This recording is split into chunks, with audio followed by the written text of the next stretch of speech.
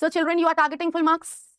Full marks. So why to be careless? अगर question आ जाता है इन्वर्जन से related, and what do you mean by inversion? Inversion means कि आपका जो वर्ब है it comes before the subject, ठीक है, आपका इन्वर्टेड सेंटेंस स्ट्रक्चर हो जाता है जिसमें जो वर्ब है वो सब्जेक्ट से पहले आता है, दिस इज कॉल्ड इन्वर्जन। अगर आरआईएमसी एग्जाम में आपका क्वेश्चन आपको दिखता है कि आपको इस सेंटेंस को रीराइट करना है यूजिंग इन्वर्जन, तो आप कैसे करोगे? Please look at the board. No sooner the train had arrived then it started again. तो क्या यहाँ पर हम बोल सकते हैं कि ये सेंटेंस करेक्ट है? No, we are not going to say this. Why? Because हमारा जो इसमें सब्जेक्ट है वो क्या हो गया? The train। हमको अगर इसमें इन्वर्जन यूज करना है तो हमारा जो वर्ब है had that should come before the subject, तो हमारा करेक्ट सेंटेंस क्या हो जाएगा? No sooner had the train arrived then it started again। यहाँ पे मार्क्स कहाँ कटते हैं? मार्क्स कब कटते हैं? जब यहाँ पे हमारा then की जगह आप लगा दोगे when। when यहाँ पे हो जाता है गलत, यहाँ पर आएगा आपका then, because ER जो है that is comparative degree, this is showing comparative degree, isn't it? अगर ये comparative हो गया तो इसके साथ आपका ER फॉर्म आनी चाहिए, और ER फॉर्म के साथ आपका क्या आना चाहिए? THAN आना चाहिए। So this clears the confusion। No sooner के साथ when नहीं आएगा, then आएगा।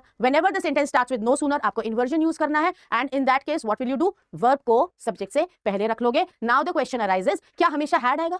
क्या प्रेजेंट नहीं आ सकता? क्या डिड नहीं आ सकता? बिल्कुल आ सकता है। If the sentence is in past simple तो वहीं पर आप क्या कर लोगे? नो सूनर डिड यहाँ पे लगा लोगे। द ट्रेन आपका एज इट इज रहेगा, डिड के साथ आपकी V1 आती है तो आप यहाँ पे क्या कर लोगे? अराइव कर लोगे, and the rest of the part will remain same, ठीक है। अब जो नेक्स्ट क्वेश्चन आएगा वो ये आएगा कि क्या ये प्रेजेंट में बन सकता है? Of course you can make it in present also. उस केस में क्या करोगे? नो सूनर आप डिड की जगह क्या लगा लोगे? डज लगा लोगे, क्योंकि ट्रेन होती है singular. So the correct answer will be in that case no sooner does the train arrive then it starts again। this also should be in present tense, so you will use starts क्योंकि it किसके लिए आ रहा है? Train के लिए आ रहा है। and in this way again you will score 1 on 1। so all the best।